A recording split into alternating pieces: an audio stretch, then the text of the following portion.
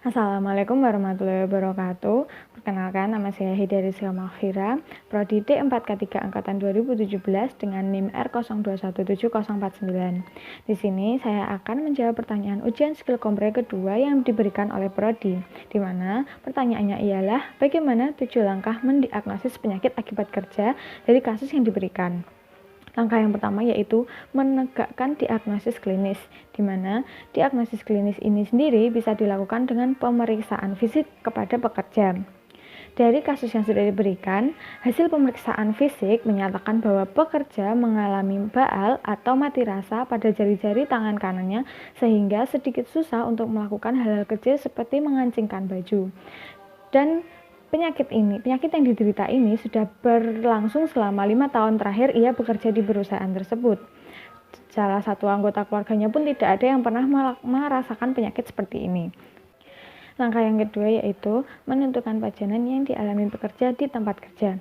Pada kasus yang diberikan, pekerja merupakan seorang pengelem sol sepatu, di mana ia biasa menggunakan kuas cat untuk mengelem sol sepatu, namun terkadang ia juga menggunakan jari tangannya sendiri untuk mengelem area sol sepatu, dan ia tidak menggunakan sarung tangan maupun masker sebagai APD.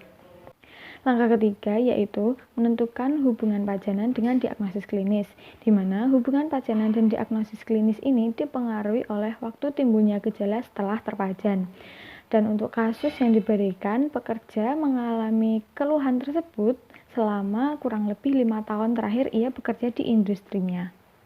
Langkah yang keempat yaitu mengetahui jumlah pajanan yang dialami oleh pekerja, di mana secara kualitatif pekerja terpapar selama 8 jam per harinya dengan masa kerja waktunya 10 tahun dan tidak pernah memakai APD. Dan secara kuantitatifnya, hasil pengukuran benzene yang ada di industrinya sebesar 1 ppm dan itu sudah melebihi nilai ambang batas atau NAB yang sudah ditentukan di Permenaker nomor 5 tahun 2018. Langkah yang kelima yaitu menentukan faktor individu yang berperan, di mana ada beberapa faktor individu yang berperan di sini, yaitu ada jenis kelamin, umur, dan riwayat penyakit. Di mana pada kasus ini, penderita merupakan seorang wanita dengan umur 40 tahun dan memiliki riwayat penyakit berupa diabetes selama 3 tahun. Langkah yang keenam yaitu menentukan pajanan di luar tempat kerja, di mana pada kasus ini papanan di luar tempat kerja hanyalah kegiatan yang dilakukan pekerja setelah bekerja, yaitu kegiatan ibu rumah tangga. Langkah yang ketujuh yaitu menentukan diagnosis penyakit akibat kerja, di mana penyakit yang dialami pekerja merupakan penyakit akibat bekerja atau bukan.